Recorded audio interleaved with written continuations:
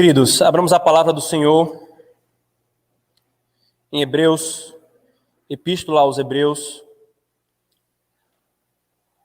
Como eu anunciei no grupo da igreja, irmãos, nós retomaremos a exposição aos Hebreus, exatamente onde nós paramos na última ocasião de sua exposição, que foi em fevereiro, 22 de fevereiro, ou por aí, finalzinho de fevereiro.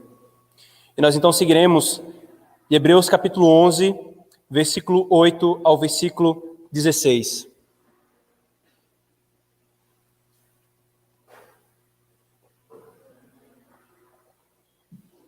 Hebreus capítulo 11, versículo 8 ao versículo 16. Essa é a palavra de Deus, irmãos. Pela fé, Abraão, quando chamado, obedeceu, a fim de ir para um lugar que devia receber por herança, e partiu sem saber aonde ia.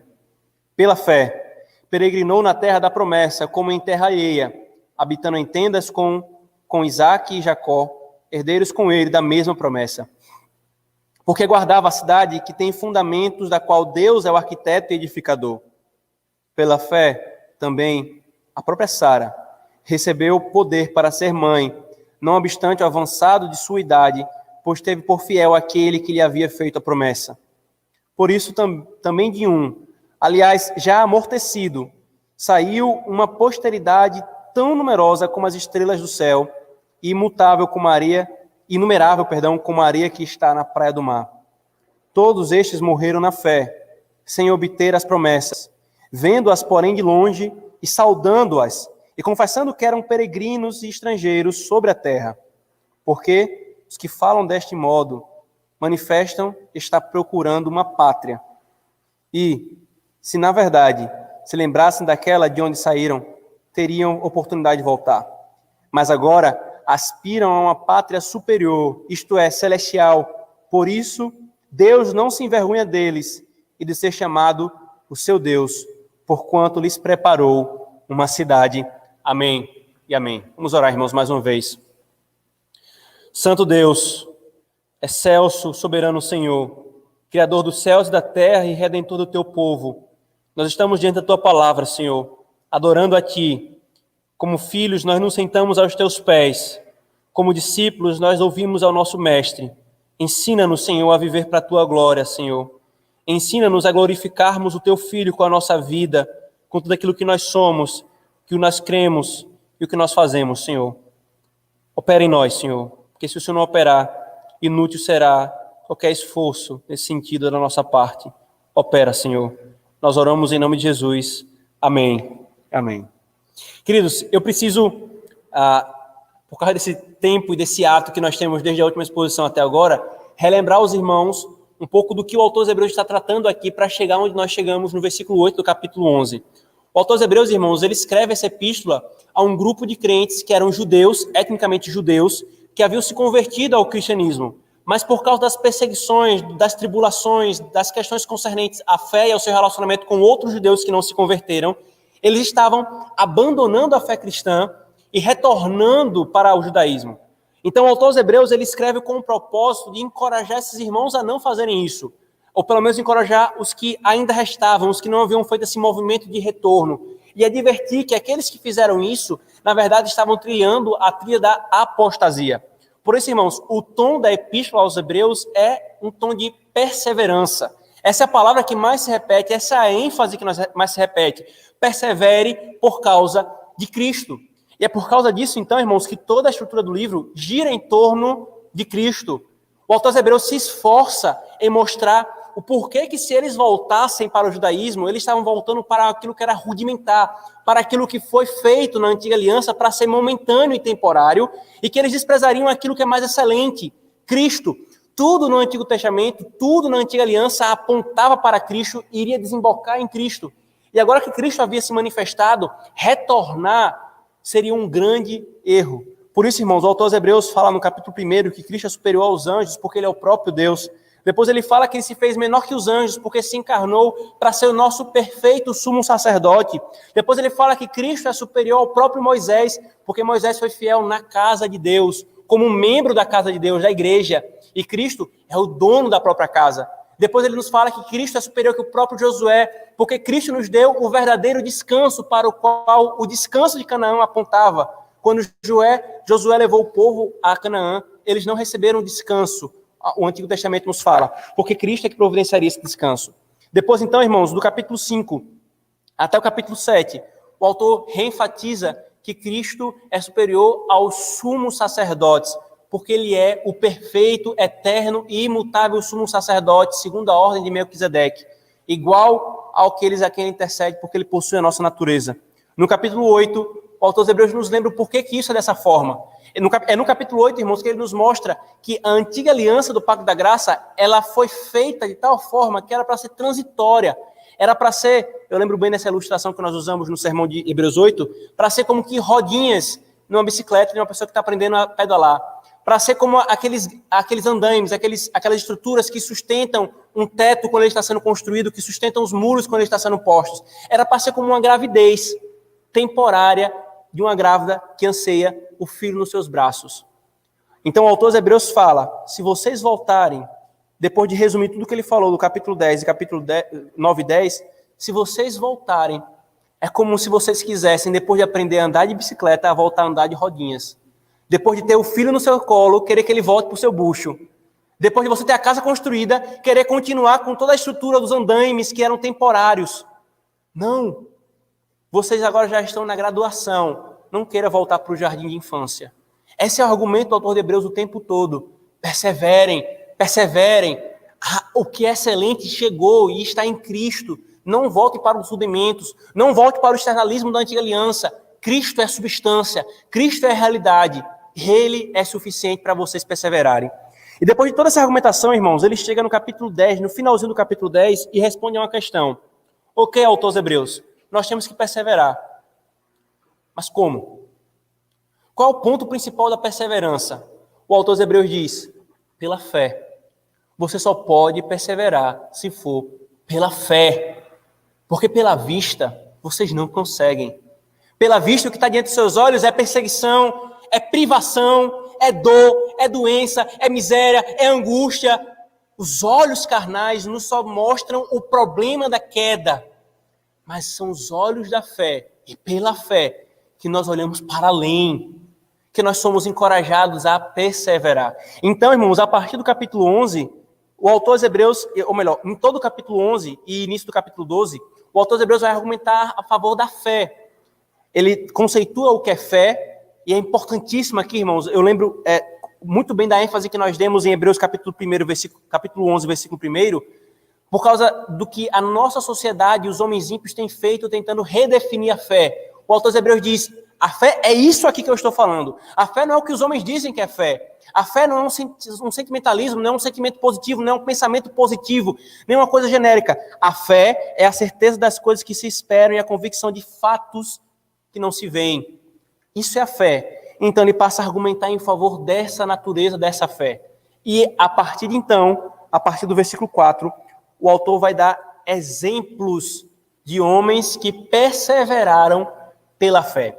E aqui, irmãos, ainda nesse caráter de introdução, eu só quero fazer uma correção que eu fiz à época quando nós iniciamos a exposição de Hebreus 11. Comumente, irmãos, a gente ouve, certamente você ouviu isso aqui, que Hebreus 11 é o capítulo dos heróis da fé. Né, dos heróis da fé. Queridos, aqui, irmãos, nós não temos heróis da fé. Qualquer um que conhece a vida desses homens sabe que eles não são heróis. Não há nada neles que os façam heróis, irmãos. Em momento algum, queridos, o autor se refere a eles com essa designação ou utiliza eles como exemplo nesse sentido.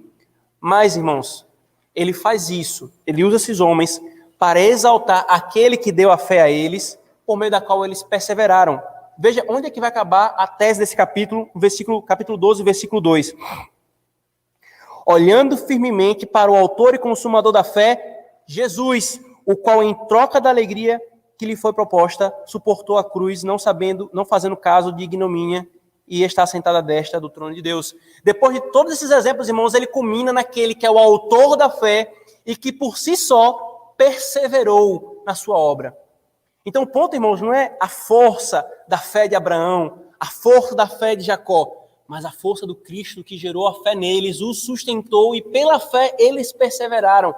Como quem diz, vocês não vão perseverar se vocês não fizerem por essa fé. Veja Abraão, fraco, mentiroso. Nós lembramos da exposição de Hebreus.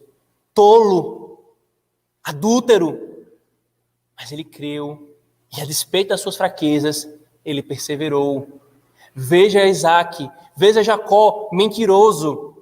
Mas pela fé em Cristo, ele não foi sustentado pela sua força e pela sua integridade moral, mas pela fé, ele caminhou e perseverou. Por isso, irmãos, o argumento aqui é o papel e a necessidade da fé para perseverar. E então, a glória de Cristo que disso resultará. A glória de Cristo que disso resultará. Queridos, sendo assim, quando nós chegamos no capítulo 11, nós vimos os versículos 1 a 7, que trata basicamente ali de Gênesis 1 a 11.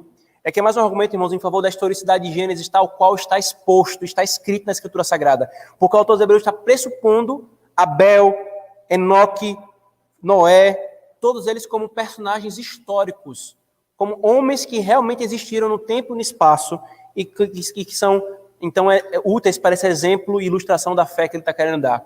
E então, irmãos, a partir de agora, do versículo 8, ele passa a tratar dos patriarcas, do versículo 8 ao versículo 22. Do versículo 8 ao 16, que é o que nós lemos agora pela manhã, ele fala de Abraão e Sara antes de receberem um filho, Isaque, que é basicamente Gênesis 12 a Gênesis 17. E a ênfase nessa porção, irmãos, do 8 ao 16, recai sobre a promessa da terra. Isso aqui é importante, irmãos, para vocês entenderem a exposição hoje pela manhã e pela noite. Do 8 ao 16, ele está falando de Abraão e Sara antes de receberem Isaque, e a ênfase do autor aqui recai sobre a promessa da terra.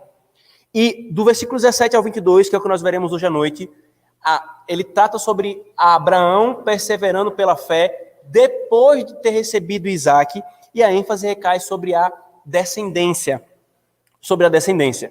Nessa exposição, então, irmãos, nós veremos que Abraão, antes de receber a fé, antes de receber Isaque, ele e Sara perseveraram pela fé. Qual é o ponto, então, aqui, irmãos, que o autor está tratando?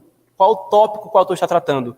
Ele quer nos mostrar, irmãos, que pela fé, Abraão perseverou como peregrino, peregrinando como estrangeiro, por causa da promessa da herança que era uma cidade celestial. E Sara recebeu o poder para receber a promessa de um filho.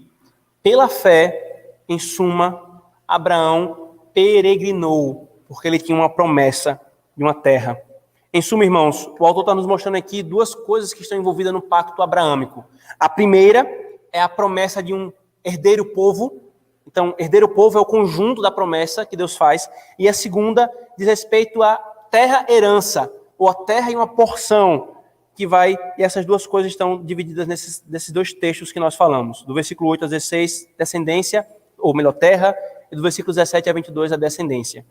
Por isso, irmãos, nós veremos aqui nessa porção do 8 ao 16, que primeiro, tendo recebido pela e reagido com fé as coisas que a promessa, o que isso implicou na vida de Abraão? Por ter recebido pela fé a promessa e ter reagido com fé a essa promessa, o que isso afetou a vida de Abraão para que ele pudesse perseverar? E depois, irmãos, veremos o que é a natureza dessa promessa, o que é a natureza dessa promessa propriamente dita. Mas o que nós vamos fazer? Nós vamos fazer o contrário. Eu vou começar mostrando qual é a natureza dessa promessa, para que então nós vejamos como que ter recebido essa promessa pela fé implicou na vida de Abraão, na sua caminhada aqui na terra. Qual é a natureza então da fé, irmãos? Ou melhor, qual é a natureza dessa promessa?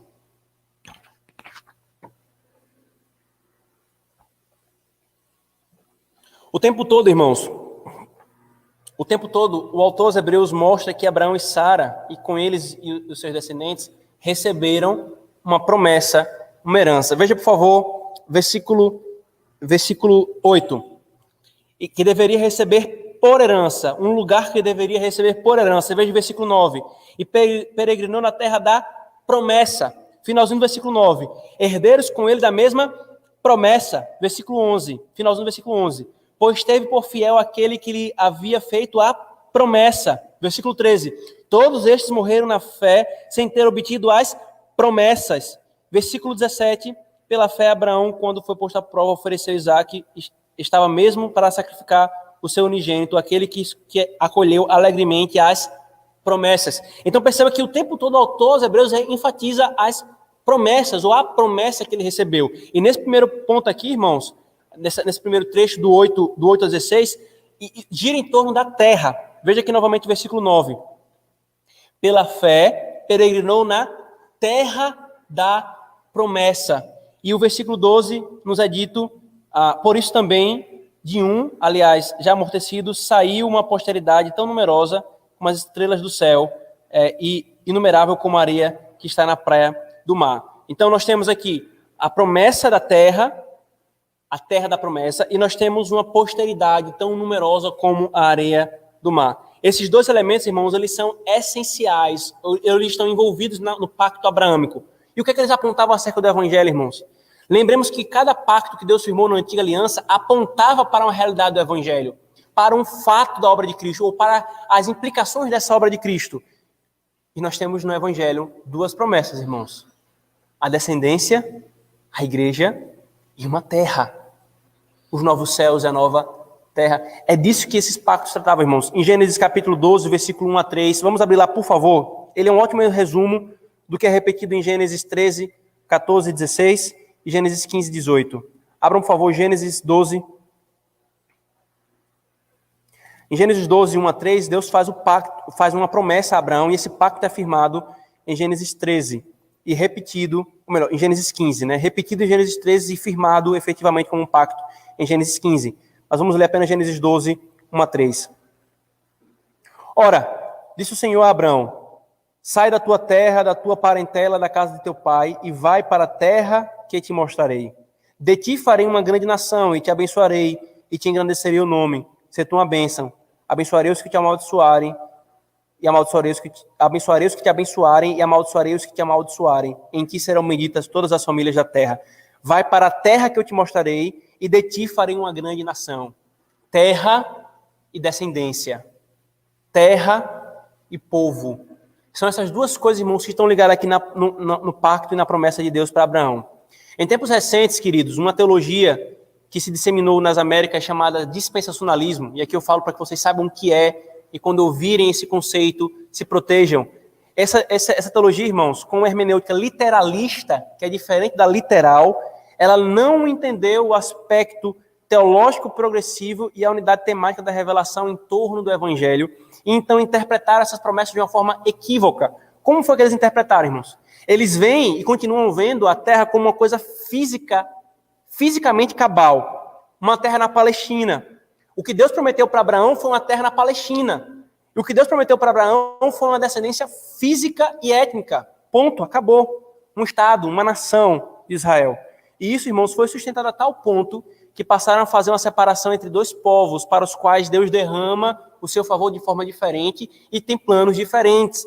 É Israel e a igreja. Você já deve ter ouvido isso, né? Israel é no Antigo Testamento, a igreja no Novo Testamento. Deus tem um plano diferente para Israel e um plano diferente para a igreja. Deus estava com o reloginho de Israel e parou o reloginho de Israel e iniciou o reloginho dos gentios, que é da igreja.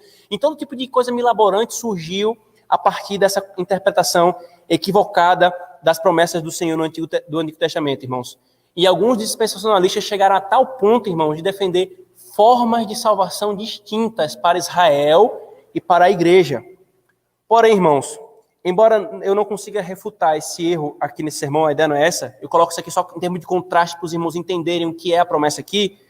O texto nos deixa claro, em Gênesis e na revelação progressiva, que o que Deus estava se referindo aqui, irmãos, a natureza dessa promessa não era algo físico, meramente físico. Não era algo nesta vida, simplesmente nesse mundo, nessa era. Não era uma porçãozinha de terra ali no Oriente Médio. Não. Não era um povo étnico nacional, um estado israelense. Não. É algo muito mais glorioso, irmãos. Algo muito mais glorioso estava por trás de todas essas promessas. E sabe qual é a essência, irmãos? Qual é a essência dessa promessa? Gálatas capítulo 3, versículo 8. Ora, tendo a Escritura previsto que Deus justificaria pela fé os gentios, prenunciou o evangelho a Abraão: em ti serão benditos todas as famílias da terra. Vocês acabaram de ouvir essa palavrinha agora? Gênesis 2, 3. Em ti serão benditas todas as famílias da terra. O que é que Deus estava falando para Abraão? Paulo fala em Gálatas capítulo 3, versículo 8. Ele estava anunciando para Abraão o evangelho. O que eu estou te prometendo, Abraão, está intimamente ligado à minha obra de redenção dos homens. O mesmo apóstolo Paulo, irmãos, em Atos 13, 32, ele diz que anunciava aos judeus o evangelho da promessa feita aos nossos pais. Isto é, o evangelho que foi anunciado por meio da promessa aos pais deles. Quem eram os pais deles? Abraão, Isaac, Jacó, Moisés. Esses são aqueles que os judeus tinham por seus pais na fé, irmãos. Ou seja, queridos, em essência, essa promessa da dependência e da terra era a promessa, ou melhor, essa promessa da descendência e da terra era a promessa do evangelho, expressa em termos físicos e temporais, mas que apontava para uma realidade espiritual e eterna. Não era um fim em si mesma, mas era um meio. O fim era espiritual e eterno, o meio era temporal e físico. Então, Abraão recebeu, no processo revelacional, uma promessa que se expressava física e temporalmente. Uma terra, uma porção onde as 7 nações dos cananeus moravam. Mas não era isso. O tempo todo o Antigo Testamento deixa claro que não era isso. Era algo além. O tempo todo Deus deixa claro que meu intento não é limitar meu povo a um punhadinho de terra. É o mundo. O mundo me pertence. Eu não estou redimindo um povo para morar num punhadinho de terra. Eu estou redimindo o mundo. Homens de todos os povos, tribos, línguas e nações. Para mim, para serem o meu povo. Aliás, irmãos, o próprio texto nos mostra isso. Abraão recebeu a promessa de uma terra, também chamada cidade. Volte para Hebreus, por favor. Versículo 10. Ele peregrinou na terra da promessa, versículo 10, porque aguardava a cidade que tem fundamentos, da qual Deus é o arquiteto e edificador. Ele não estava aguardando uma cidade física. O próprio autor dos Hebreus interpreta isso. Ele peregrinou, ele fez o que ele fez, não é porque ele estava aqui. Eu estou aqui andando na terra, Senhor, mas o Senhor se lembra. Eu estou só olhando aqui aquele campinho ali que vai ser meu, aquela terrinha ali que eu vou botar meu gado. Ele não estava com esse pensamento, ele estava peregrinando com os olhos na cidade celeste. É para isso que apontava essa promessa dessa terra, irmãos. Queridos, ele fala esse versículo 10 e o versículo 16. Veja o versículo 16. Mas agora aspiram à pátria superior, isto é, celestial. Portanto, Deus lhes preparou, no final do versículo 16, uma cidade. Irmãos, Palmer Robertson é um teólogo bíblico, ele é reformado, ele explica bem essa questão aqui com as seguintes palavras. Eu compartilho porque acho que ele resume bem e elucidativo nessa questão. Para Israel, foi prometida uma terra que emana leite e mel.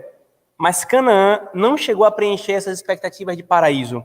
Através dos séculos, essa terra serviu bem, mas como figura, como tipo daquilo que Deus faria por fim. No final, ele devolveria para uma raça redimida o paraíso original que ele tinha perdido em consequência do pecado. Para que Abraão sempre Abraão sempre pressentiu na promessa. A Bíblia atesta que ele aguardava a cidade que tem fundamentos, da qual Deus é o arquiteto e edificador. Abraão não antecipava a mera posse da terra física de Canaã. Ele esperava um mundo cujo alicerce seria construído pelo próprio Deus, um mundo renovado que duraria para sempre. Só então as promessas de Deus, o Pai, a respeito da terra, encontrariam seu apogeu apropriado.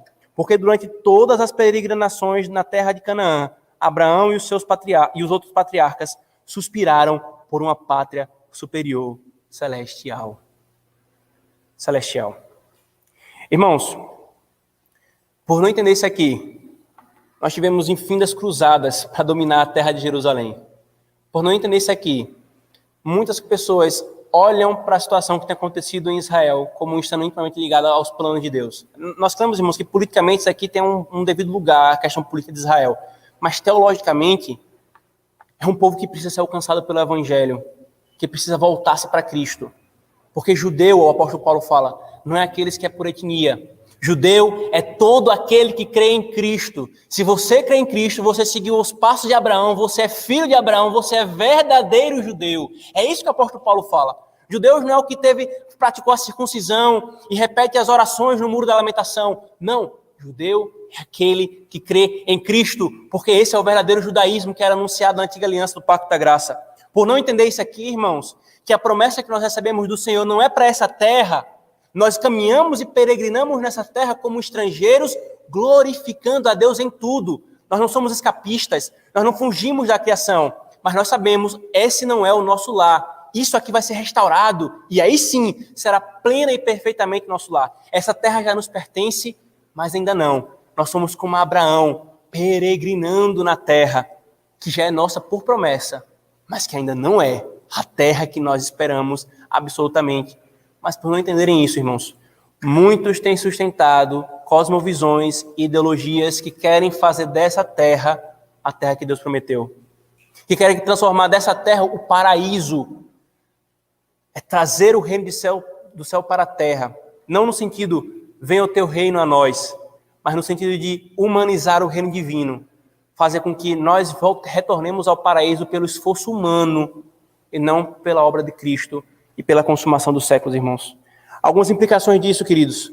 O primeiro princípio, irmãos, é que Deus tem apenas uma única mensagem para os homens de um único povo. Ele prometeu a Abraão uma cidade celestial. Ele continua prometendo a todos os homens que creem e confiam em Cristo uma cidade celestial, não um paraíso aqui, mas a restauração e redenção de todas as coisas. Não há, irmãos, duas ou mais mensagens ou planos diferentes entre o Antigo e o Novo Testamento. Há apenas uma mensagem, Cristo. Há apenas um evangelho, Cristo. Há apenas um povo que é salvo, aqueles que creem em Cristo. No Antigo e no Novo Testamento. Segundo, irmãos, Abraão creu no evangelho como nós também cremos. Abraão, irmãos, então ele pode ser chamado nosso irmão em Cristo. Ele é a igreja junto conosco. Você espera a cidade celestial, a cidade de Deus, usando a linguagem de Agostinho? Abraão também esperava. Então, nós somos irmãos em Cristo de Abraão. Abraão não sabia, ele não viu com clareza quem seria esse Cristo. Ele esperava o Messias prometido. Ele esperava aquele que seria o seu descendente, que viria da sua descendência. Ele veio. Nós sabemos que descendente é esse, por nome e sobrenome, Jesus Cristo. Ele creu no Messias, Cristo. Nós cremos em Cristo, irmãos. Eles foram salvos por meio de Cristo, pois tal é a unidade das etapas sucessivas de revelação, que ao receber a sombra, os crentes da antiga aliança recebiam a realidade.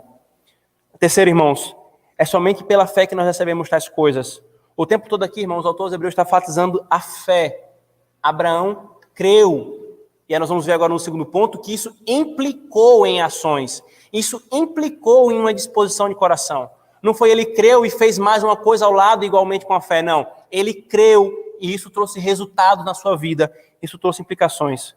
E por último, irmãos, tomemos cuidado, queridos, então, com a teologia que faz separação e torna as promessas meramente físicas, como disse um teólogo bíblico chamado Gerhard Voss. A massa do povo de Israel decaiu da estrutura espiritual da fé que tinha Abraão. O que era terreno e típico lhes obscureceu o espiritual. E ao lado disso, foi ocasionada uma perda fatal de interesse nele, em Deus, que era o doador de tesouros terrenos.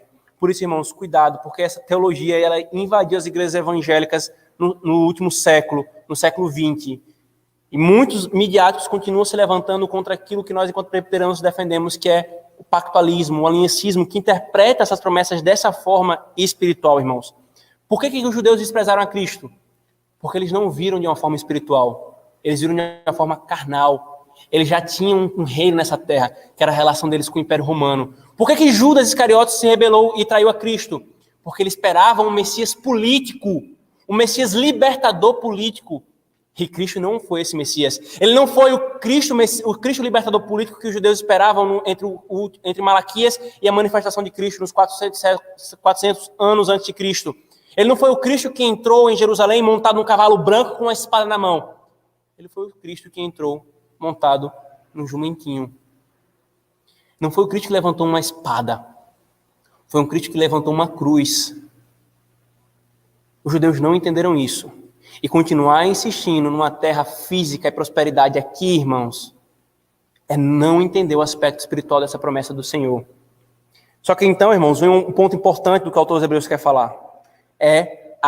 O que essa fé, o que reagir e ter recebido pela fé essa promessa trouxe e implicou na vida de Abraão.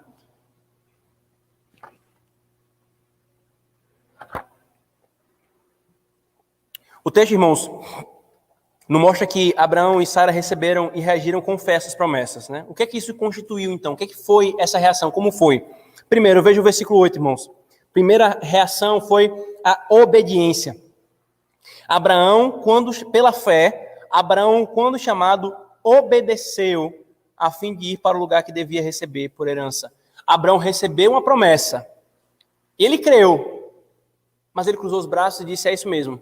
A promessa está feita, eu criei, então vou descansar. É isso? Não. Ele creu e obedeceu. Deus falou, sai da terra. Eu estou te prometendo uma terra. Saia daí. O que é que ele fez? Ele levantou e saiu. Não é fé mais obras, mas a obediência dele veio consequência da sua fé. Porque ele creu na promessa de Deus, ele então saiu. Dessa forma, a obediência dele evidenciou que ele creu. Porque se ele dissesse, Senhor, eu creio, mas eu vou continuar aqui na terra dos meus pais, em Ur dos Caldeus. Que tipo de fé é essa? Você disse que crê que ele prometeu uma terra para você, ele ordenou que você saia daí, e você disse que creu, mas vai ficar? A obediência de Abraão evidenciou que ele realmente creu na promessa de Deus. Ele creu e obedeceu pela fé, o autor dos Hebreus está dizendo. Nós vimos, irmãos, essa relação entre a fé verdadeira e que leva à obediência, quando nós vimos o mesmo padrão em Noé. Noé recebeu o anúncio do juízo de Deus, Deus ordenou que ele construísse a arca, e ele foi e fez. Ele creu em Deus, creu na promessa de salvação, creu que Deus iria destruir o mundo, mas ele não ficou descansado. Como fruto dessa fé, ele obedeceu a Deus, irmãos. A verdadeira fé salvadora, queridos, estando presente em um homem ou uma mulher, gera obediência. Ele obedeceu não porque tinha todas as respostas para as suas perguntas. Ele obedeceu porque ele confiou. Hoje, a exaltação do ceticismo, né? A pessoa fala assim, Senhor, qual é a terra que o Senhor quer que eu vá? Peraí, Senhor, vamos lá. Eu vou tirar minha esposa daqui, o Senhor quer que eu saia sem saber qual é a terra, qual é o limite que o Senhor vai me dar, qual o tamanho desse terreno, Senhor? Quando é que o Senhor vai me dar? Eu vou precisar investir quanto tempo nessa peregrinação? Ele não tinha resposta para essa pergunta e ele não fez. Ele creu e obedeceu. Da mesma forma, irmãos, nós não temos a resposta para todas as perguntas que nós podemos fazer. Isso não quer dizer que a fé cristã é irracionalista ou que ela seja mística. Não. Isso quer dizer que nós temos suficientemente revelado para obedecer. Nós não temos o todo, mas nós temos o suficiente. E isso é satisfatório para que a fé que nós temos nos conduza à obediência. A promessa, irmãos, é o combustível dessa obediência. Se nós nos agarramos à fé, à promessa de Deus com fé, nós temos um poderoso combustível, irmãos, para nos conduzir à obediência. Ela não é operada, a obediência não é operada para obter a fé, mas porque ela já obteve a promessa e a fé. Os que anulam, irmãos, a necessidade de obediência à lei de Deus por causa da fé, erram gravemente. Mas também erram os que misturam obras à fé. Não é uma relação fé mais obediência, mas é fé somente que leva à obediência. Ou obediência como consequência da fé que recebeu a promessa. Essa é a relação entre fé e obediência. Crente, você já recebeu pela fé a promessa da vida. Você recebeu pela fé a cidade celestial, a promessa da cidade celestial. Isso tem implicado, irmãos, em nossa vida, em uma vida de obediência. Não uma vida de perfeição, irmãos, mas uma vida que deseja obedecer a Deus e efetivamente busca, pela força desse Deus, obedecer a Ele. Irmãos, essa fé tem te conduzido à obediência. A segunda implicação, queridos, é uma vida peregrina e estrangeira. Veja o versículo 8 e 9. Pela fé, Abraão, quando chamado, obedeceu a fim de ir para o lugar que deveria receber por herança e partiu sem saber para onde. Pela fé, peregrinou na terra da promessa como um em terra alheia, habitando em tendas com Isaque e Jacó, herdeiros com ele da mesma promessa. E agora o versículo 13. Todos estes morreram na fé, sem ter obtido as promessas, vendo-as, porém, de longe, e saudando-as e confessando que eram estrangeiros e peregrinos sobre a terra. Irmãos, essa segunda implicação de viver pela fé, de perseverar pela fé, é ter uma vida peregrina e estrangeira. As promessas recebidas, irmãos, pela fé, fizeram de Abraão e Sara caminharem olhando para cima do sol, usando a linguagem de Salomão, autor aos Hebreus, em Eclesiastes. Elas geraram neles, irmãos, um espírito peregrino, um coração estrangeiro. Eles não são chamados aqui, irmãos, de estrangeiros e peregrinos simplesmente porque eles estavam fora da sua terra, como se nós estivéssemos aqui no Brasil e então fôssemos viajar para os Estados Unidos e poderíamos nos apresentar como estrangeiros. Não era esse o ponto. Eles não estavam falando que eram estrangeiros nesse sentido. Eles estavam falando num sentido muito maior. Eu sou estrangeiro e peregrino aqui. A minha terra é lá. Não é aqui e aqui, então eu sou estrangeiro, não. Eu sou estrangeiro e peregrino aqui, porque a minha terra é lá. É a cidade que eu aguardo é lá. Porque eu estava fora da cidade celestial, eu, Abraão, professo e confesso, sou peregrino nessa terra. Quando Abraão, irmão, chegou na terra prometida, ela já estava habitada. E aqui é interessante, irmãos. Deus prometeu a terra para Abraão, e ela não era um descampado aberto, em que Abraão poderia falar assim, Abraão, fica à vontade, é sua. Já está com a escrituração resolvida, está todos os impostos pagos, é só você habitar nessa terra. Não, irmãos, Abraão chegou lá e tinha 7 outros povos ímpios habitando aquela terra. E não tinha nenhuma expectativa deles saírem dela, não. Enquanto Abraão habitou a terra, irmãos, essa terra que o autor se referindo que ele peregrinou, que era o tipo da promessa, ele não comprou, ele não teve seu um palmo de terra, a não ser a caverna que ele comprou para enterrar Sara, sua esposa. Pronto. Morreu. Sem receber a promessa externa e fisicamente expressa à terra, irmãos. Mas essa promessa apontava para uma outra coisa, irmãos. Queridos, mesmo assim, mesmo não possuindo isso, ele não voltou para a Ur dos Caldeus, como quem estava frustrado. O Senhor prometeu uma coisa, eu não tive, eu vou voltar. Não. Ele continuou e peregrinou, mudando de lugar em lugar, como quem não tem lugar, irmãos. Queridos, é exatamente isso que o autor de Hebreus está falando. A condição de peregrino de Abraão fez com que ele andasse, expressava a fé dele na promessa. Porque se a promessa fosse simplesmente uma questão física, ele faria os arrumadinhos dele para comprar aquela terra, para ter cada vez mais terra, levantaria um exército. Os irmãos lembram de Gênesis, quando nós expusemos Gênesis, da vitória que Abraão teve sobre 4 ou 5 reis estrangeiros, internacionais. Ele foi aclamado na terra de Canaã. Ele salvou aquela terra. Ele não poderia dominar, não, aquela terra?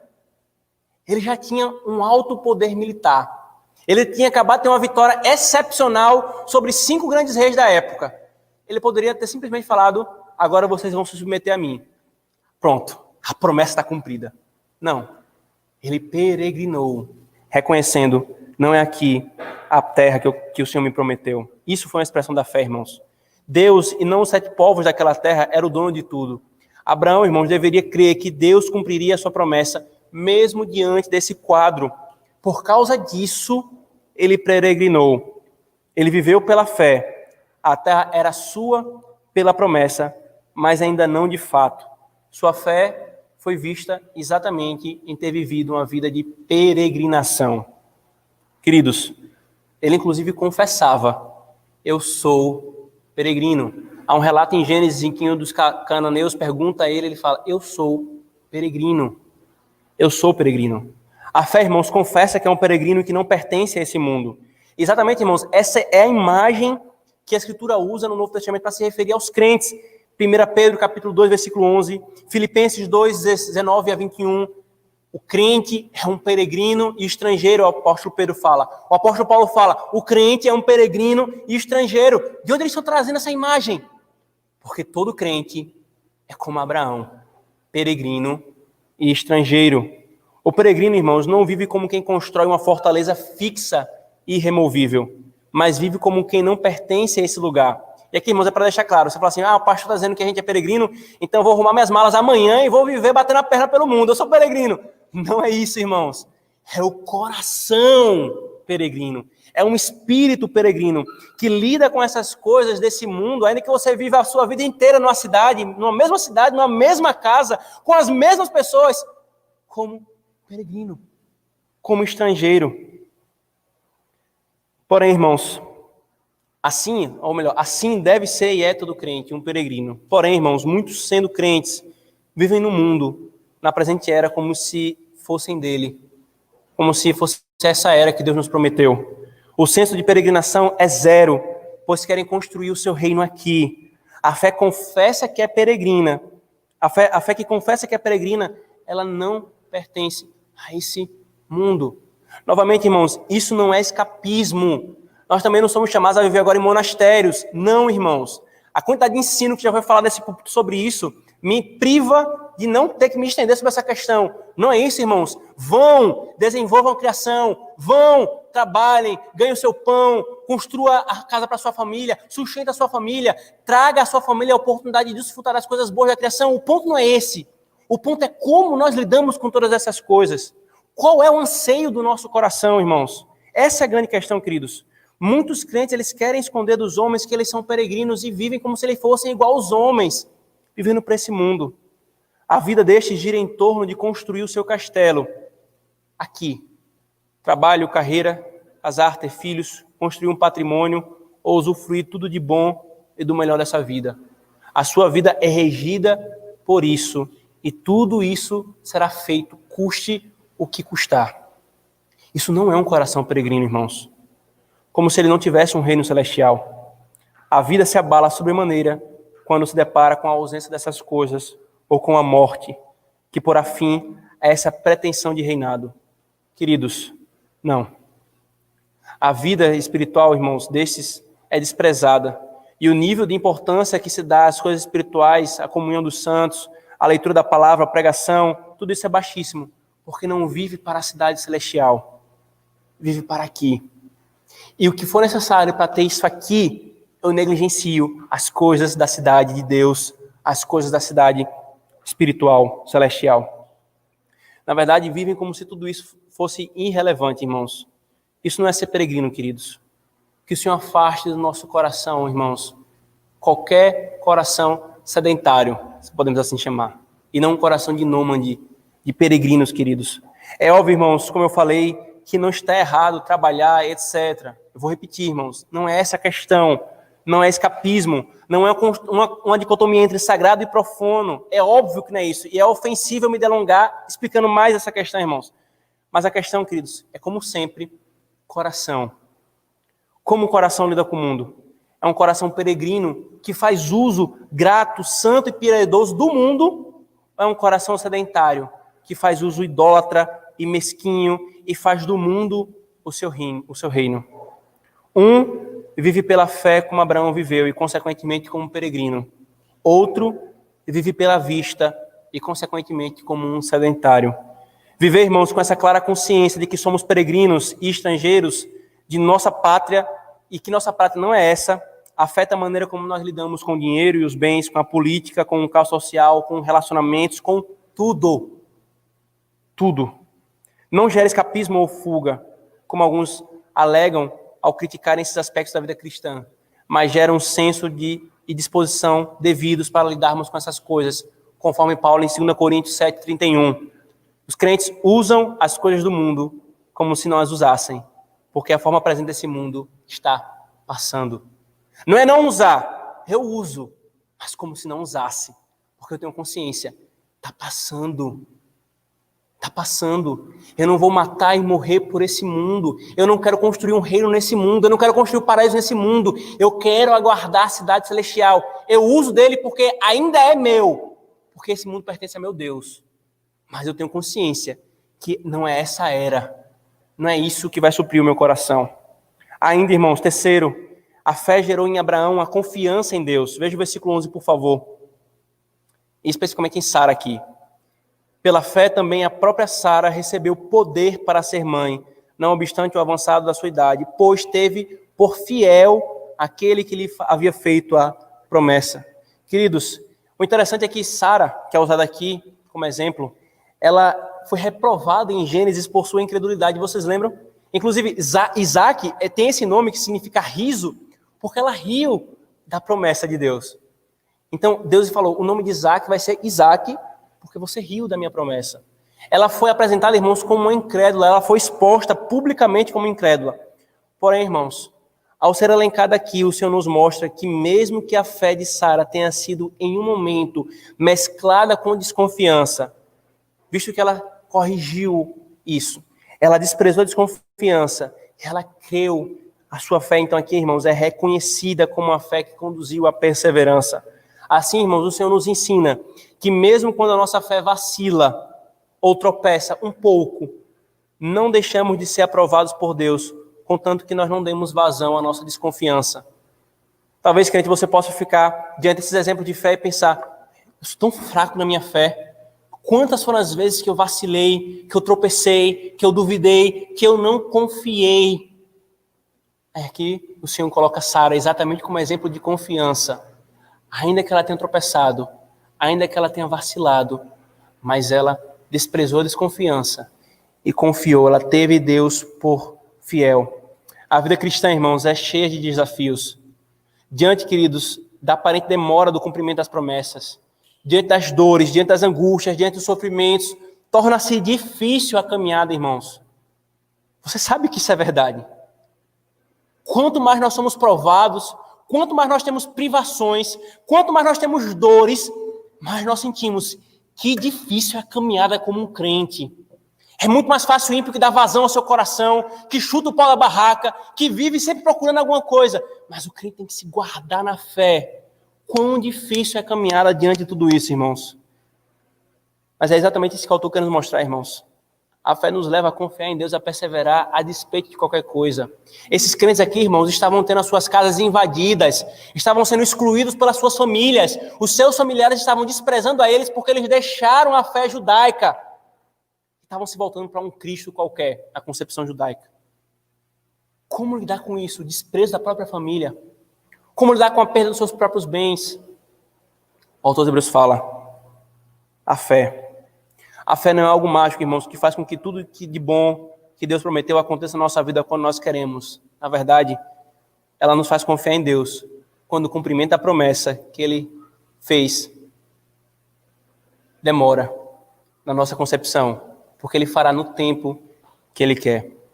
Ainda, irmãos, eles perseveraram, versículo 15. E, na verdade, se lembrassem dela, de onde saíram, teriam a oportunidade de voltar. Aqui, irmãos, o autor dos Hebreus nos mostra que eles perseveraram para o perfeito. Se eles pudessem lembrar do que veio antes, eles poderiam voltar, mas eles não estavam baseados nos olhos, eles estavam baseados na fé. Pela fé, irmãos, eles teriam oportunidade, por meios naturais, eles teriam oportunidade de voltar, mas a promessa lhes garantia coisas melhores e superiores, eles não voltariam. Irmão, talvez você seja tentado a querer voltar. Você olha para tudo que você está passando nessa vida e você fala: eu vou voltar. Eu vou abandonar esse Deus, ou eu não vou ser tão diligente e fiel a esse Deus. Não tem por que continuar. Quanto mais eu sou fiel, mais eu sofro. O autor está falando: se você caminhar assim, você está caminhando pela vista. Você vai ter oportunidade de voltar. Mas se você olha com os olhos da fé, você vai perseverar, porque você sabe que Deus prometeu algo muito melhor. Por isso que o apóstolo Paulo fala que a leve e momentânea tribulação desta vida será comparada como nada diante da glória que Deus tem prometido para nós, irmãos. Muitos de nós têm mais dores nessa vida do que outros. Muitos, mesmo tendo poucas dores, ainda assim essas dores lhe afetam profundamente. Nós somos assim, irmãos. O que nenhum de nós pode, em nenhuma dessas situações, é jogar a toalha e dizer: eu não vou mais perseverar. Eu não quero mais esse Deus. Não, irmãos. Perseverar pela fé. Se você olhar para si mesmo, você realmente vai desanimar. Sem dúvida, você não perseverará. Mas se olharmos para a promessa com os olhos da fé, nós miraremos algo maior. E isso nos conduzirá à terra prometida, irmãos. E quinto, queridos. Eles ansiaram ardentemente pela cidade celestial, queridos. Isso aqui ainda tem a ver com peregrinarem, irmãos, mas aqui tem um aspecto afetivo. Abraão, eles não esperavam a cidade fortificada pelos homens. Veja, versículo 10 repete: eles aguardavam a cidade. Versículo 14, eles estavam procurando uma pátria. Versículo 16, eles aspiravam uma pátria, queridos. Eles estavam peregrinando com um anseio. Eu quero que essa pátria chegue logo. E então o autor dos Hebreus fala no versículo 14, 16, que os que falam desse modo, é que ele passa fazendo transposição de Abraão para os seus leitores, e nesse caso para nós. Aqueles que olham para tudo isso como Abraão e Sara olharam, eles anseiam a terra. Eles anseiam. Irmãos, tem que ser o nosso anseio dioturno a cidade celestial, queridos. Um coração que anseia a cidade celestial não sucumbe diante de tudo que nós passamos nessa vida. Provações, privações, dores e angústias, irmãos. É pela fé que nós caminhamos e nós chegaremos ao fim. E por último, irmãos, eles morreram na fé. Veja o versículo 13. Todos estes morreram na fé, sem obter o que havia sido prometido. Ora, irmão, se a promessa fosse uma terra e um descendente, ela teria sido cumprida a promessa. Quando eles tiveram um filho e quando depois Israel passou a ter uma terra com Josué. Mas não era, irmãos. Deus fez questão de que a promessa não fosse cumprida em vida de Abraão, para que Abraão morresse nessa fé.